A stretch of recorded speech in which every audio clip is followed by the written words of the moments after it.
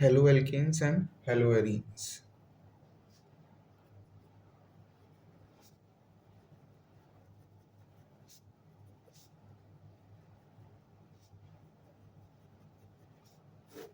So, haloalkanes and haloarenes. This is the first chapter of class 12th organic chemistry, and in this chapter, what happens is that haloalkane is that a hydrocarbon is been in a hydrocarbon. In a hydrocarbon, the hydrogen, one or more than one hydrogen, are replaced by a halogen.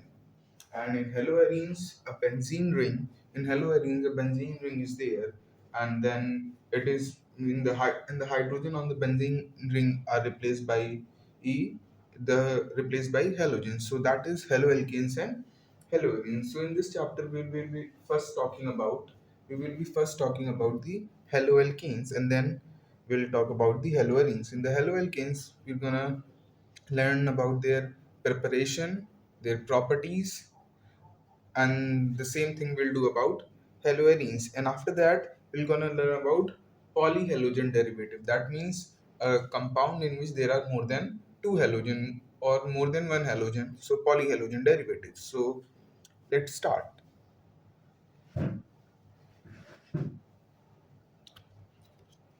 So suppose there is a propane. This is a propane, n propane. This is n propane, and if I remove one hydrogen from this carbon, and if I remove the hydrogen and replace it by an halogen, so let's say the halogen is chlorine, so you get CH3, CH2, CH2, Cl. So propyl chloride. Propyl. This is chloride. Propyl chloride, and this is primary alkyl halide. Now this is also called as alkyl halide. Why? Because you are naming it as propyl chloride. So alkyl halide, propyl iodide, propyl fluoride. Getting it? And so this is primary alkyl halide. Primary alkyl halide. Why this is primary alkyl halide? Because the halogen atom is connected with a carbon atom, which is connected with one more carbon atom. So this is primary. If I say secondary, so you get CH3, CHCl, CH3. This is secondary alkyl halide, and it will be named as 1, 2, 3, 2-chloropropane. 2-chloropropane. And if I and the tertiary alkyl halide would be like this. So this is tertiary alkyl halide because the chlorine is attached to a carbon that is attached to a further three carbons. So this is tertiary alkyl halide. This is tertiary alkyl halide. So, and these all are monohalides. These all are monohalides. क्यों मोनोहैलाइड है? क्यों? क्योंकि सभी halogen में केवल एक ही, सभी जो भी प्रोपेन है केवल एक ही एक हेलोजन एटम लगा है, दैट इज मोनोहेलोजन, यानी कि मोनोहेलाइड्स. ठीक है, मोनोहेलाइड्स है. अब डायहेलाइड में तुम्हारे पास दो है क्या? एक विसिनल डायहेलाइड है और एक जेमिनल डायहेलाइड है.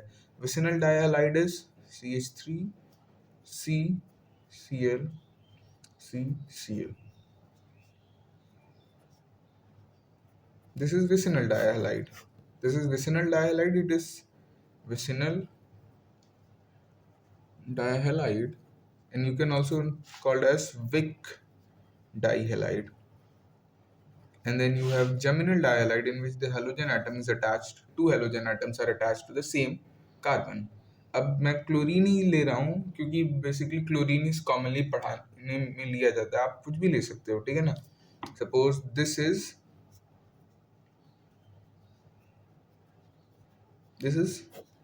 geminal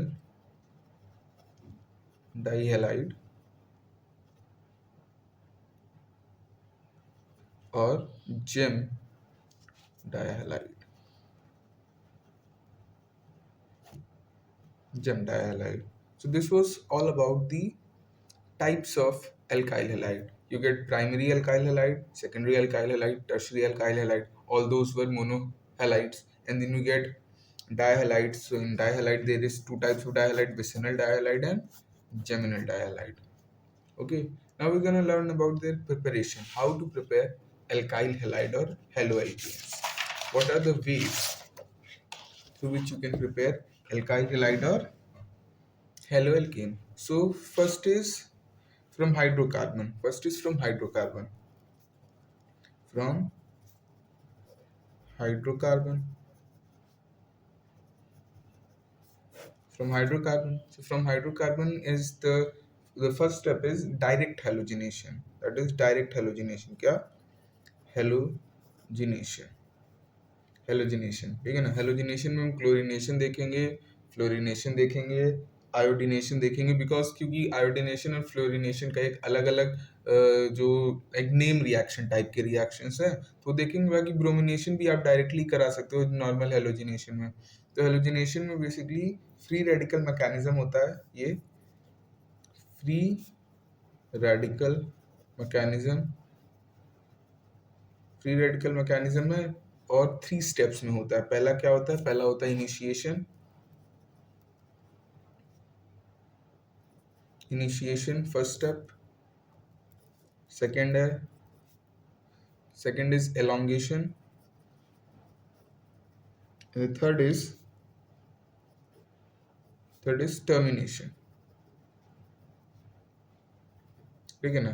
तो बेसिकली हमने ले लिया, सपोज ले लिया CH4, this is methane, this happens in the presence of sunlight, okay, because plus X2, X2 is Cl2 F2 Br2 I2 like anything, ठीक है ना ये।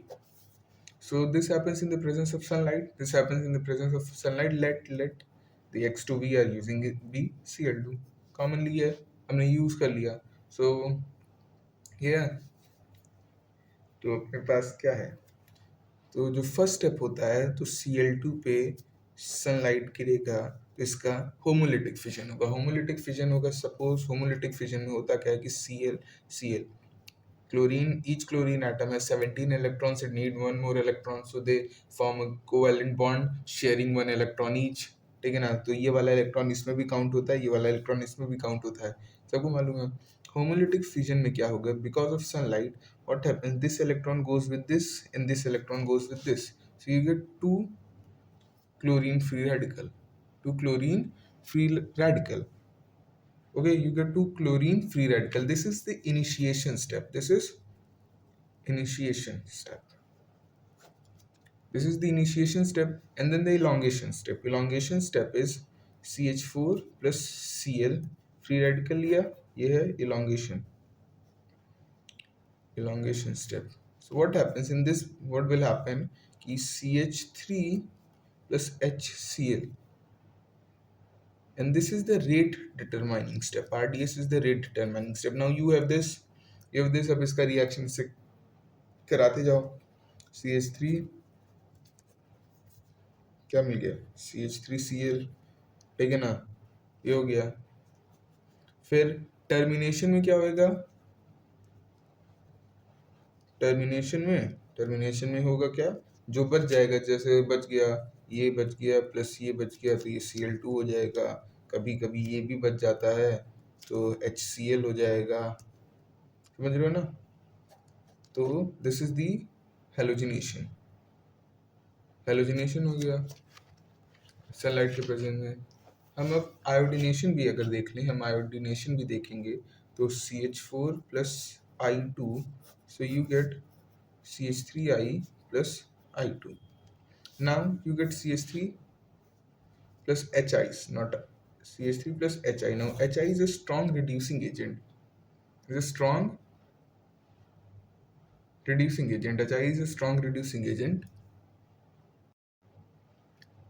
HI is a strong reducing agent. HI is a strong reducing agent. So the reaction is reversible. What happens? This get reduced to this and this. So the reaction is reversible. So to prevent this from happening, we use strong oxidizing agent like HNO3, HGO, HiO3. Okay, these types of strong oxidizing agent are used which convert this into I2. So what does so the reversibility of the reaction is prevented. तो हमको CH3I मिल जाता है. ठीक है, ये हो गया. फिर अगला है fluorination.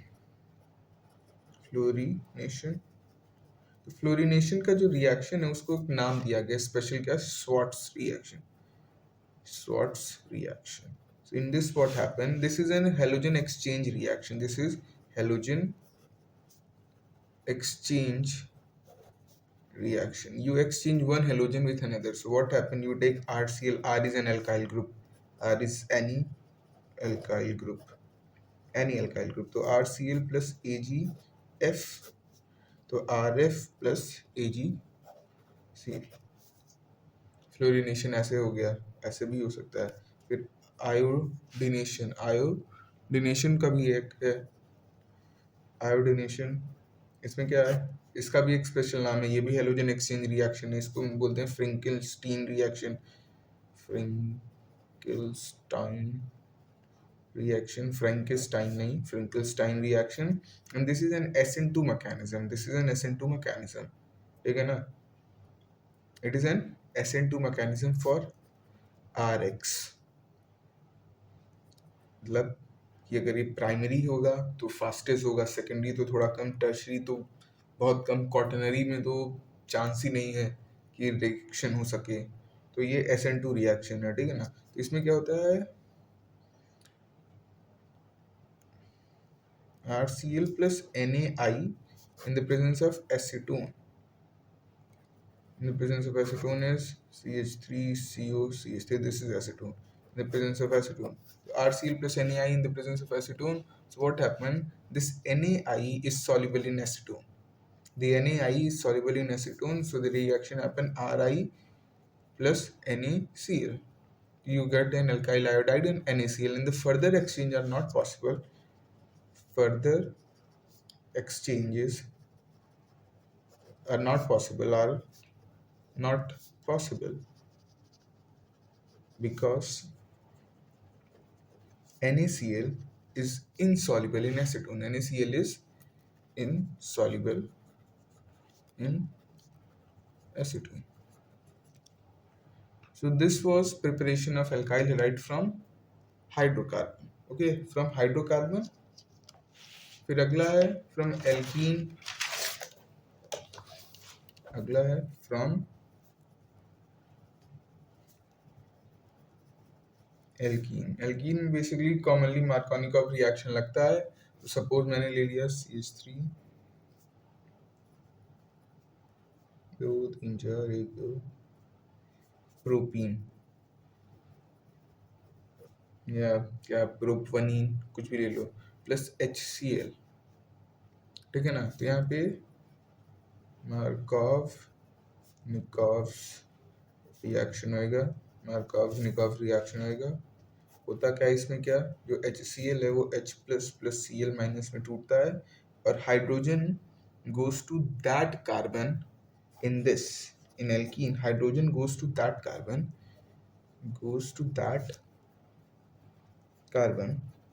that already has more number of hydrogen, goes to that carbon which is bonded to a double bond, which is attached to a double bond. मतलब इसमें भी तो कह दो कि भैया इसमें भी 3 है तो यहाँ पे हो जाता है. goes to that double bonded carbon which already have goes to that double bonded carbon which already have more number of hydrogen, which already have more number of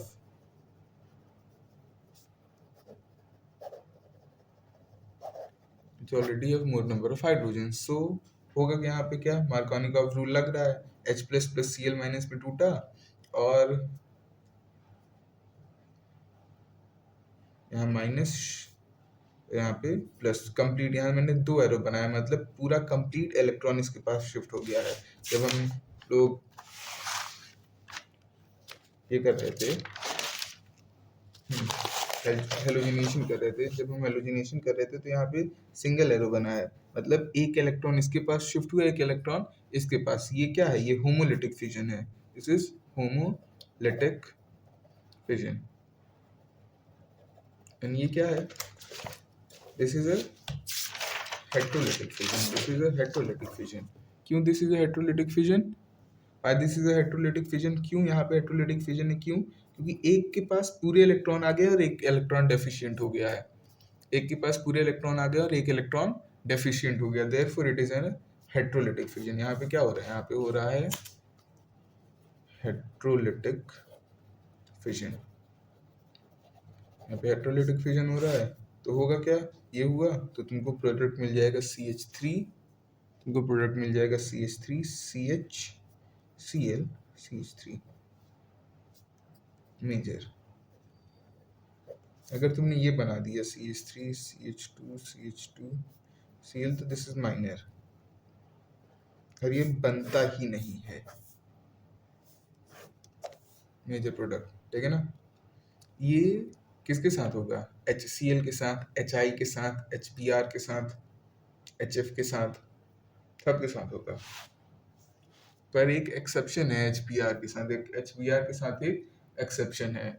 वो क्या है कि इन the presence of peroxide, in the presence of peroxide, in the presence of peroxide, reaction of in the presence of in the presence of peroxide, reaction is reaction with HBr follows anti Markovnikov reaction. That Markovnikov का उल्टा, Markovnikov में क्या हो रहा है? Follows anti Markovnikov reaction. Anti Marconi, क्या? Anti Marconi. Marconi लोग commonly बोल देते हैं, मार्कोनिकॉफ रिएक्शन कंप्लीटली है तो लोग नहीं, मैं कॉमनली मार्कोनी बोल देता हूँ। तो एंटी मार्कोनिकॉफ और पेरोक्साइड इफेक्ट, क्यों? क्योंकि पेरोक्साइड के प्रेजेंस में हो रहा है, ठीक है ना? In the presence of peroxide, therefore it is also called as peroxide effect और खराश इफेक्ट, और KHARASH, खराश इफेक्ट। तो मार्कोनिकॉफ में क्या हो रहा था? मार्कोनिकॉफ में हो रहा था H plus from your hydrohalic acid, H plus from your hydrohalic acid, H plus from your hydrohalic acid, और hydrogen chloride, hydrogen bromide, hydrogen iodide, hydrogen fluoride was going to that carbon, that double bonded carbon which already had more number of hydrogens। पर anti Markovnikov में क्या होगा? Anti Markovnikov में वहां पे जाएगा जिसके पास कम हाइड्रोजन है, और that only happens with HBr, only happens with HBr and only in the presence of peroxide। कैसे? देखते हैं। जैसे यहाँ पे है कि मैंने ले लिया प्रोपीन HBr, यहाँ पे पेरोक्साइड है नहीं तो यहाँ पे मार्कोनिकॉफ होगा, मार्कोनिकॉफ रिएक्शन। मार्कोनिकॉफ रिएक्शन होगा सीधे। अगर हम मेजर प्रोडक्ट बनाए, मैकेनिज्म उधर हमने देखा था। और हाँ, यहाँ पे हम एक बात ध्यान रखना है कि कार्बोकटायन रीअरेंजमेंट होगा। क्यों कार्बोकटायन रीअरेंजमेंट होगा इसमें देख लेते हैं। CH3 CH, ये बॉन्ड शिफ्ट हुए, इधर माइनस आया, इधर प्लस आया, CH2 माइनस प्लस। अब ये कार्बोकटायन बना है, कार या फिर कार्ब कैटायन, कार्बोकटायन ये फॉर्म हुआ है। और जहां भी कार्बोकटायन बनेगा वहां पे रीअरेंजमेंट होगा। चेक फॉर री, ये सब हाइड्रोकार्बन में आप लोग पढ़े हैं, ठीक है ना? Check for rearrangement, check for rearrangement. Rearrangement क्या होता है? 1-2 शिफ्ट होता है। 1-2 शिफ्ट हाइड्राइड का होता है। हाइड्राइड रिंग चेन पूरी शिफ्ट हो जाती है, पूरी चेन शिफ्ट हो जाती है, रिंग शिफ्ट होता है, कई चीजें शिफ्ट होती हैं, पर 1-2 शिफ्ट होता है। और ये carbocation shifts to form even more stable carbocation. Carbocation shift to form even more stable carbocation. यही है ना कि फ्रीडल क्राफ्ट रिएक्शन में हम एक चीज देखते हैं कि जो एक्सपेक्टेड प्रोडक्ट होता है उससे हट के बनता है। जो एक्सपेक्टेड प्रोडक्ट होता है, फ्रीडल क्राफ्ट एल्काइलेशन वाला जो रिएक्शन है, फ्रीडल क्राफ्ट एल्काइलेशन, उसमें जो एक्सपेक्टेड प्रोडक्ट होता है उससे हट के प्रोडक्ट बन जाता है। क्यों? क्योंकि कार्बोकेटाइन रीअरेंजमेंट होता है। तो if there is a if there is a formation of carbocation, then it will rearrange itself if it can rearrange itself। ये नहीं कि नहीं हो रहा, जबरदस्ती आप उसको रीअरेंज करा रहे हो कि नहीं नहीं रीअरेंज होना है तुमको, ऐसा भी नहीं है। it will rearrange itself if it can rearrange itself to form even more stable carbocation and then the reaction will occur in that। क्यों? क्योंकि बेसिकली पूरी ऑर्गेनिक केमिस्ट्री बहुत आसान है, बहुत आसान है। जिसने भी तुमको कहा है कि ऑर्गेनिक केमिस्ट्री कठिन है, बेवकूफ बना रहा है। क्यों? क्योंकि मैंने याद कर रखा है, मेरे को याद है, मेरे को याद है, तो तुम लोग को भी याद हो सकता है, तुम लोग को भी समझ में आ सकता है, मुझे भी समझ में आती है, ठीक है ना। पर इसमें होना क्या, इसमें आपका बेस क्लियर होना चाहिए, आपका इसमें बेस क्लियर होना चाहिए। बेस क्लियर है, बस चुटकियों में हो जाएगा, ठीक है। तो जैसे हमने देख लिया कि मार्कोनिकॉफ होता है तो एंटी मार्कोनिकॉफ, तो उसका ऑपोजिट हो जाएगा। तो कार्बोकेटाइन बना तो रीअरेंज होगा। ये बात जहन में बैठा लीजिए आप अपने कि अगर कार्बोकेटाइन कहीं भी बना वहां पे कार्बोकेटाइन रीअरेंज होगा, कहीं भी बना, इसका कोई एक्सेप्शन ही नहीं है, वो रीअरेंज होगा और अपने एक स्टेबल फॉर्म में चेंज होगा, तभी रीअरेंज होगा। लेकिन एक बात है, तभी रीअरेंज होगा कि अगर वो रीअरेंज हो सकता है, ठीक है ना, समझ लो ना। तो कार्बोकेटाइन यहाँ पे रीअरेंज नहीं हो सकता है। क्यों? क्योंकि ये सेकेंडरी कार्बोकेटाइन है। क्या order of stability of carbocation की अगर हम देखेंगे, order of stability of carbocation, तो टर्शरी कार्बोकेटाइन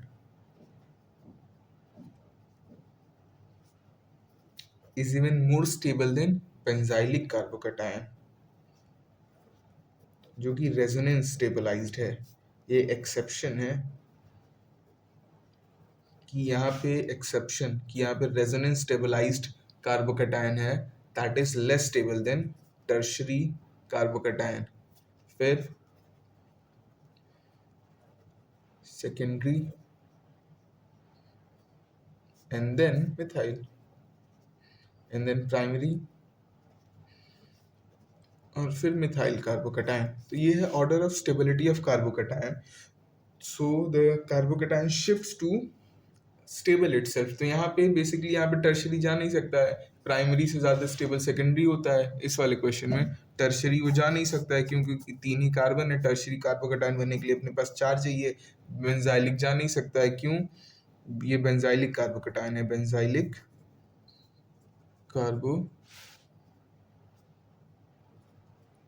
बेंजाइलिक जा नहीं सकता है, क्यों? क्योंकि बेंजीन नहीं है अपने पास। तो ये इस समय मोस्ट स्टेबल कार्बोकेटाइन है। और इसमें फिर H plus plus Cl minus, यहाँ पे H plus plus Cl minus टूटेगा और CH3 CH3 मिल जाएगा। ये मार्कोनिकॉफ लगा। पर यहीं पर इसी चीज में अगर मैंने CH3 CH डबल बॉन्ड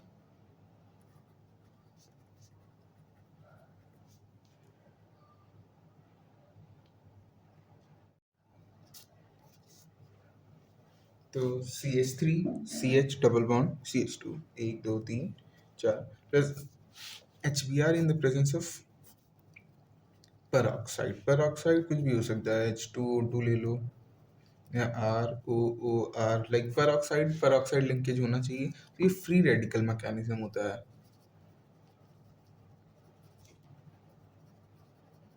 यहाँ पे फॉर्मेशन ऑफ कार्बोकेटाइन नहीं होता है, ये फ्री रेडिकल मैकेनिज्म होता है। और यहाँ पे होता क्या है कि जो HBr है, इसका H plus plus Br minus, तो hydrogen goes to that carbon which have less number of hydrogen attach to the double bond, ठीक है ना, डबल बॉन्ड से अटैच। तो यहाँ पे क्या हो जाएगा, जो प्रोडक्ट मिलेगा अपने को वो मिलेगा CH3 CH2Br, and this only happens with HBr. मतलब कि अगर मैंने HCl, if I took CH3 CH double bond CH2 plus HCl plus peroxide मैंने HCl के साथ ले लिया, तो यहाँ पे भले peroxide है पर यहाँ पे केवल मार्कोनिकॉव रिएक्शन नहीं होगा, यहाँ पे मार्कोनिकॉव्स रिएक्शन होगा, तो तुमको प्रोडक्ट मिलेगा CH3 CHCl CH3। यानी कि जो परऑक्साइड इफेक्ट, खराश इफेक्ट और क्या एंटी मार्कोनिकॉव इफेक्ट, ये सारा इफेक्ट, परऑक्साइड खराश इफेक्ट, एंटी मार्कोनिकॉव इफेक्ट, ये सारा इफेक्ट तुमको किस में मिलेगा? केवल HBr में मिलेगा अलॉन्ग विथ परऑक्साइड। अगर HBr बिना परऑक्साइड के तो वहां पे मार्कोनिकॉव होगा, बाकी सब में मार्कोनिकॉव होगा। ठीक है ना? मैंने प्रोपीन ले लिया है क्योंकि propene most commonly use, like example समझाने में, यहाँ पे अनसिमेट्रिकल एल्कीन है, सबसे स्मॉलेस्ट अनसिमेट्रिकल एल्कीन है, तो इसमें समझाने में आसानी होती है और लोगों को समझने में आसानी होती है। ठीक है ना? तो ये हो गया प्रिपरेशन फ्रॉम व्हाट, एल्कीन्स। तो हमने हाइड्रोकार्बन से पढ़ लिया, हमने एल्कीन से पढ़ लिया, अब हम एलाइलिक सब्स्टिट्यूशन देखेंगे। क्या? Allylic substitution. अब एलाइलिक सब्स्टिट्यूशन देखने के लिए, it is also a type of preparation of alkyl halide. Allylic substitution देखने के लिए पहले ये जानना पड़ेगा कि एलाइलिक ग्रुप है क्या। तो allylic group is CH2 double bond CH3। This is allylic group, this is allylic group. ये प्रोपीन ही है एलाइलिक ग्रुप। पर allylic substitution follows free radical mechanism. Allylic substitution follows free radical mechanism. Allylic substitution follows free radical mechanism और केवल chlorine और bromine के लिए हो सकता है, केवल क्लोरीन और ब्रोमीन के लिए हो सकता है, and that too at a very high temperature, around 773 kelvin.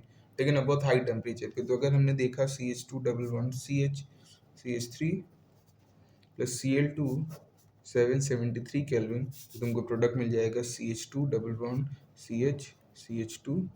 This is allylic chloride, this is allylic chloride. लेकिन ना ये एलाइलिक क्लोराइड है, समझे? और हमने देखा था कि अब ये मार्कोनी एंटी मार्कोनी से अलग क्यों है, क्योंकि मार्कोनी और एंटी मार्कोनी में डबल बॉन्ड वाले कार्बन्स पे चेंज हो रहा था। जो भी रिएक्शंस प्रोसीड हो रहे थे, that they were occurring, the reaction that were proceeding, they were occurring between the carbon that were attached to the double bond। पर यहाँ पे डबल बॉन्ड वाले से नहीं, जो अकेला कार्बन है वहां पे हो रहा है। तो दिस इज एलाइलिक क्या सब्स्टिट्यूशन, फ्री रेडिकल मैकेनिज्म है allylic substitution, free radical mechanism. और SN2 रिएक्शन फॉलो करता है, SN2 रिएक्शन। ठीक है ना? SN2 रिएक्शन होता है। SN2 मतलब कि अगर यहाँ पे ये तो तुम्हारा एलाइलिक ही ग्रुप है, अब ये प्राइमरी एलाइलिक ग्रुप है, यहाँ पे एक और मैंने CH3 लगा दिया तो भी ये एलाइलिक ग्रुप रहेगा, पर यहाँ CH2 हो जाएगा, पर रिएक्शन थोड़ी स्लो हो जाएगी। इसके लिए SN2 मैकेनिज्म है, क्यों? क्योंकि ये तो हेलोजन है भाई। ये हो गया क्लोरीनेशन। फिर अगला है ब्रोमिनेशन, एलाइलिक ब्रोमिनेशन। तो उसमें हम यूज करते हैं एक स्पेशल कंपाउंड का, दैट इज N-ब्रोमोसक्सिनामाइड। N-ब्रोमोसक्सिनामाइड क्या होता है वो? तो पहले तो एलाइलिक ग्रुप लिख लेते हैं, CH3 plus N-bromosuccinimide is CH2 CO NBr। This is N-ब्रोमोसक्सिनामाइड,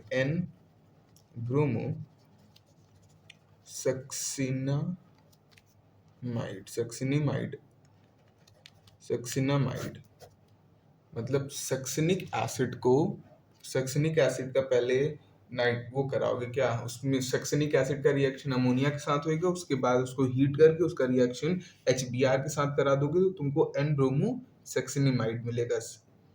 और इस रिएक्शन हम कराएंगे तो जो तुमको प्रोडक्ट मिलेगा CH2 डबल बॉन्ड CH2Br, और इसको NBS लिख देते हैं, N-ब्रोमोसक्सिनामाइड NBS।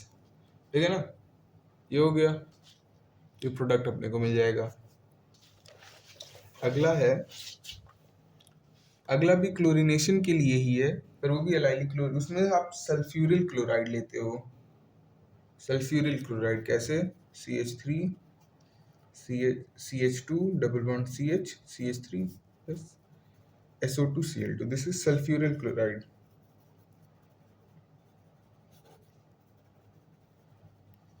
This is sulfuryl chloride. SO2 Cl2. This is sulfuryl chloride. SO2 Cl2 is a sulfuryl chloride. इसका रिएक्शन करा दोगे तो CH2 डबल बॉन्ड CH2Cl। अब यहाँ पे SO2Br2 और SO2I2 नहीं बन पाता है। Why? Because they are very unstable. तुमने SO2I2 बनाया है, SO2Br2 बनाया है, but what happens? They will dissociate into SO2 and I2. So the reaction is very unstable. Therefore, they cannot proceed and they cannot be used for the allylic substitution. Only sulfuryl chloride can be used for the allylic substitution. Okay, तो ये हो गया allylic substitution। अगला है from alcohols।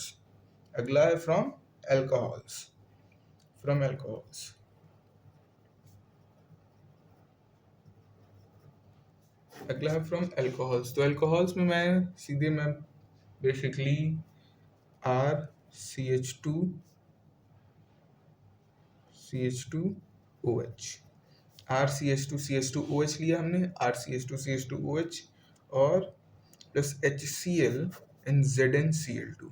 ZnCl2 क्यों लिया? क्योंकि ZnCl2 एक कॉम्प्लेक्स बनाता है OH के साथ, that is a very good leaving group, तो रिएक्शन अपना बहुत अच्छे से प्रोसीड होता है। ठीक है ना? तो इसमें होगा क्या? इसमें OH माइनस टूटेगा, यहाँ पे प्लस आएगा, और OH माइनस क्यों टूट रहा है? OH minus is breaking because of this ZnCl2। ZnCl2 react with OH and forms a complex, therefore OH minus gets removed. ये हो गया। अब यहाँ पे शिफ्ट होएगा, क्यों? क्योंकि प्राइमरी कार्बोकैटायन है, यहाँ पे आ जाएगा तो सेकेंडरी तो हो जाएगा, यहाँ पे ये शिफ्ट होगा CH प्लस CH3। अब ये HCl है, HCl तो H plus plus Cl minus टूटेगा और मार्कोनिकॉव रिएक्शन लगेगा और RCHCl CH3। तो आपने देखा ना, जहाँ पे कार्बोकैटायन बना there is a need for rearrangement. If carbocation is been formed, then there is a need for rearrangement. If a carbocation is formed, it will rearrange if it can rearrange, जो पहले हम बात कर चुके हैं। ये हो गया। और अगर यहीं पे ZnCl2 की जगह H2SO4 भी यूज हो सकता है। ZnCl2 की जगह H2SO4 भी यूज हो सकता है। अगर उसका देखेंगे H2SO4 का, तो RCH2OH plus H2SO4, तो H2SO4 breaks into H plus plus HSO4 minus and oxygen have lone pair, so hydrogen को दिया तो बना RCH2OH plus। So what happens? It takes its entire electron and leaves, so RCH2 plus, फिर वही होगा rearrangement 1 to hydride shift. Rearrangement में यहाँ पे 1 to हाइड्राइड शिफ्ट होगा। क्यों? क्योंकि यहाँ से H माइनस निकलेगा तभी तो यहाँ पे प्लस आ पाएगा, और H माइनस इज हाइड्राइड, तो तुमको मिला RCH प्लस CH3। और यहाँ पे यहाँ पे इलेक्ट्रॉन्स की जरूरत है क्योंकि पॉजिटिव चार्ज है, देयरफॉर हाइड्राइड शिफ्ट हो रहा है। और 1 2 ये नहीं कि यहाँ से यहाँ शिफ्ट हो सकता है ना, 1 2 हाइड्राइड शिफ्ट होगा। फिर अब मैं HCl का रिएक्शन करा दूंगा तो मुझे RCHCl CH3। तो ये तो मैकेनिज्म था, पर आपको मैकेनिज्म मालूम होना चाहिए, आना चाहिए कैसे हो रहा है। पर मेन प्रोडक्ट ये है कि तुमको ये मालूम होना चाहिए कि अगर मेरे पास अल्कोहल है, if I have alcohol as my reactant and I have HCl, HBr, HI and I have ZnCl2 or H2SO4, then what will happen? It will form an alkyl halide after rearranging itself, if it can rearrange itself।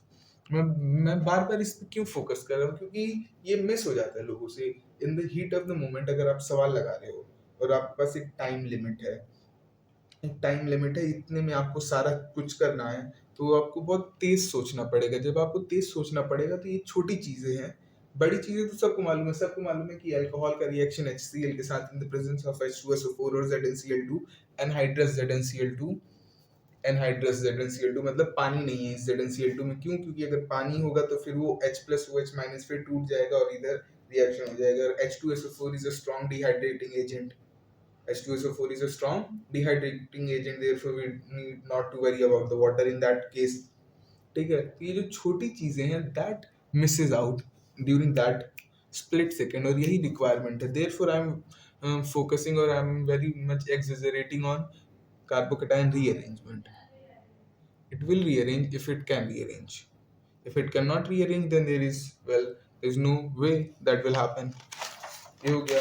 Rate of reaction है, rate of reaction अगर मैं alcohol की बात करूंगा, rate of reaction है tertiary secondary primary, मतलब अगर tertiary alcohol है तो rate of reaction very fast होगा, सेकेंडरी है तो थोड़ा कम होगा, और प्राइमरी है तो बहुत धीरे होगा।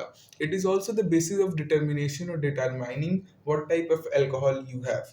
ये अल्कोहल का टेस्ट भी है, लुकास टेस्ट इसको कहते हैं, वो जब अल्कोहल पढ़ेंगे तो देखेंगे। तो रेट ऑफ रिएक्शन है, rate of reaction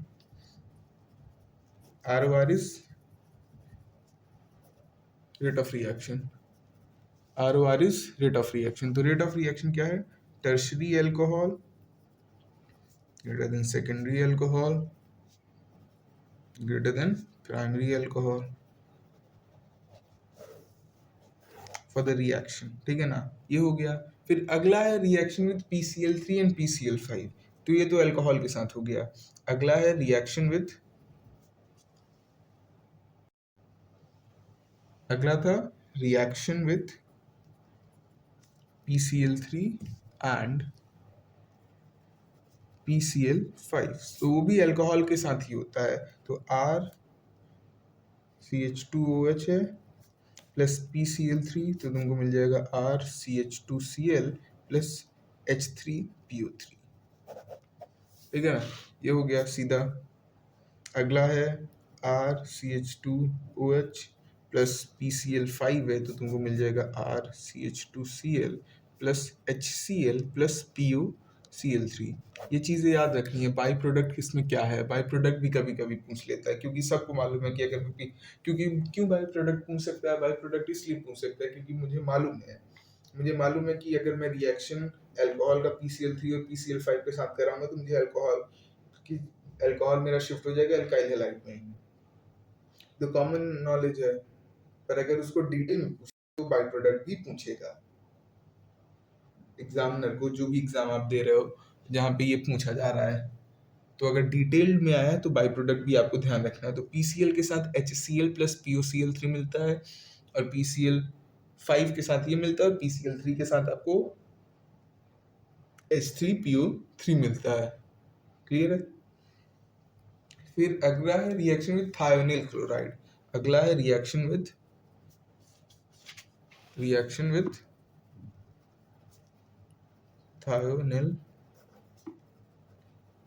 thionyl chloride, that is SOCl2। This is thionyl chloride, SOCl2, this is thionyl chloride। तो रिएक्शन विद thionyl chloride ये भी अल्कोहल के साथ ही होता है।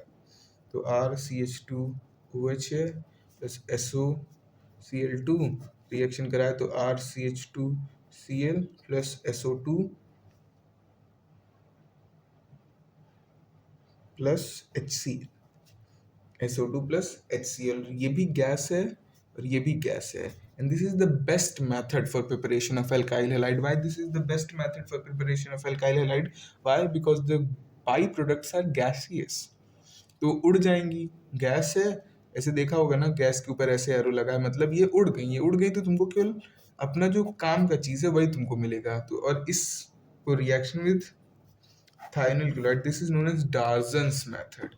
टार्जन नहीं, डार्जन। अब इसमें भी एक क्या है, एक झोल है, झोल इन द सेंस लाइक एक एक्सेप्शन इधर भी है। इसमें क्या एक्सेप्शन है कि this reaction with pyridine follows SN2 reaction and inversion of product occur। This follows SN2 reaction and inversion of product occur।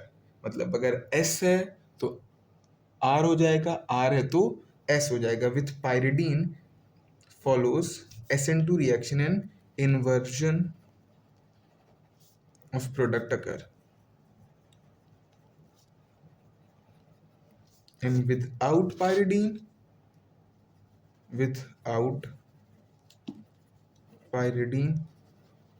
follows SNI and retention, मतलब जो कॉन्फ़िगरेशन है, अगर R था रिएक्टेंट का तो R ही होएगा प्रोडक्ट का, अगर S था रिएक्टेंट का तो वो S होएगा प्रोडक्ट का. with without pyridine follows SNI and tension of product occur. Retention of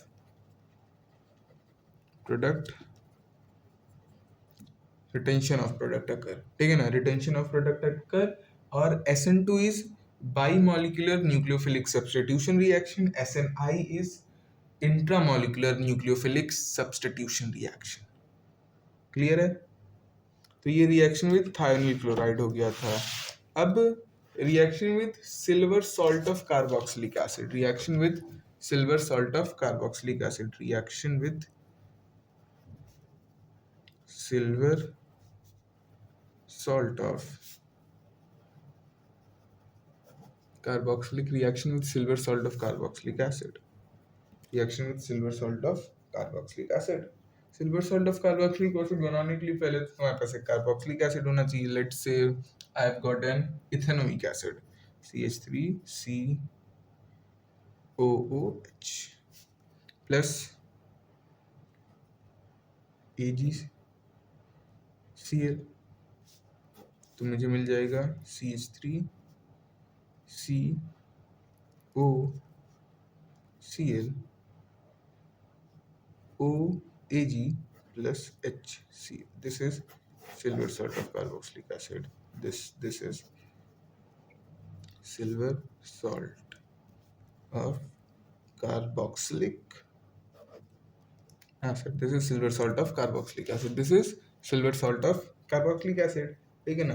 तो अब इसका रिएक्शन अगर मैंने CH3COOAg plus Br2 in the presence of CCl4 कराया, इसका रिएक्शन अगर मैंने Br2 in the presence of CCl4 कराया है तो मुझे क्या मिलेगा, मुझे मिलेगा ये Br2 मैं ऐसे लिख लूँ तो AgBr एक प्रोडक्ट, एक CO2 और एक ये, तो मुझे प्रोडक्ट मिलेगा CH3Br plus CO2 plus AgBr, and this reaction occurs only in the presence of Br and it is known as Borodin-Huntsdiker reaction. And the name of this reaction is Borodin-Huntsdiker's reaction. ये भी preparation of alkyl halide, ठीक है ना, ये हो गया. और इसी का एक चीज है और क्या कि अगर मैंने CH3COOAg लिया प्लस I2 के साथ रिएक्शन करा लिया in the presence of CCl4, so I get an ester. Why? Because I have to take 2 मोल. ये 2:1 के रेशियो में होता है, मतलब कि ये 2 मोल है. CH3COOAg ये 1 मोल है, तो इसको अगर मैं I लिख लूँ तो एक AgI ये मिल जाएगा और एक AgI ये मिल जाएगा. और CO2 निकला तो यहाँ पे फ्री रेडिकल बनता है. Basically this follows a free radical mechanism other वाला. बोरोडिन हंट्सडिकर तो ऊपर है, इसमें क्या तुमको प्रोडक्ट मिल जाएगा, एक AgI इधर मिला, एक AgI इधर मिला, क्योंकि 2:1 के में रिएक्शन हो रहा है ना, कि ये 2 मोल होगा और ये I2 तुम्हारा 1 मोल होगा. तो एक से CO2 मिल जाएगा, जो बचा जोड़ दो, क्या बचा CH3COO, क्योंकि AgI निकल गया था, यहाँ पे CO2 निकल गया था और AgI निकल गया था, CH3. तुमको क्या मिल गया, तुमको मिला methyl ethanoate. This is methyl ethanoate and it is a ester, and this reaction is known as Brin-Bau-Simeoni reaction. This reaction is known as Brin-Bau-Simeoni reaction. क्या? Brin-Bau-Simeoni reaction. This reaction is known as Brin-Bau-Simeoni reaction. Okay. So this was all about the preparation of alkyl halide. सो हमने preparation of alkyl halide कहाँ कहाँ से देखा? हमने preparation of alkyl halide देखा किसमें? From hydrocarbon, from alkene, allylic substitution देखा, from alcohol में हमने अल्कोहल में PCl3 PCl5 लिया, SOCl2 लिया, उसके बाद फिर हमने silver salt of carboxylic acid लिया, तो उसमें हमने बोरोडीन हर्ट्जडिकर रिएक्शन देखा, तो वहाँ पे हमको एल्काइल हैलाइड मिला। और अगला था ब्रिन-बाउ-सिमियोनी रिएक्शन, इसमें हमको क्या मिला? इसमें हमको मिला ester. And the Birnbaum-Simonini reaction follows an free radical mechanism, ठीक है ना। यहाँ पे कार्बोकैटायन का फॉर्मेशन नहीं होता है, ऊपर भी नहीं होता है कार्बोकैटायन का फॉर्मेशन, ठीक है। तो रीअरेंज वीरेंज की जरूरत नहीं है यहाँ पे। जहाँ पे कार्बोकैटायन का फॉर्मेशन होगा वहां पे रीअरेंजमेंट होगा, और जहाँ पे होगा वहां पे मैं बताऊंगा।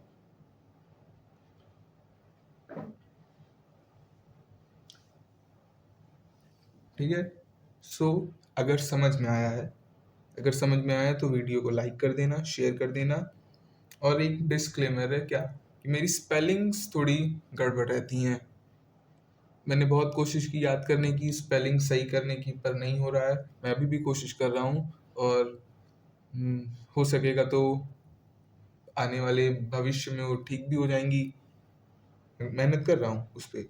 तो अगर स्पेलिंग में थोड़ा बहुत इधर उधर गड़बड़ी है तो उसको आप लोग माफ़ कर दीजिएगा। और बाकी कॉन्सेप्ट में कुछ नहीं है, जो पढ़ाया है अप टू डेट काम का है, परफेक्ट है, क्लियर है। तो अगर समझ में आया, अच्छा लगा, तो लाइक कर दीजिएगा, शेयर कर दीजिएगा, कमेंट कर दीजिएगा, और subscribe to the channel. Thank you. This is Shashank Shukla and you're watching Deep Dive with Shashank.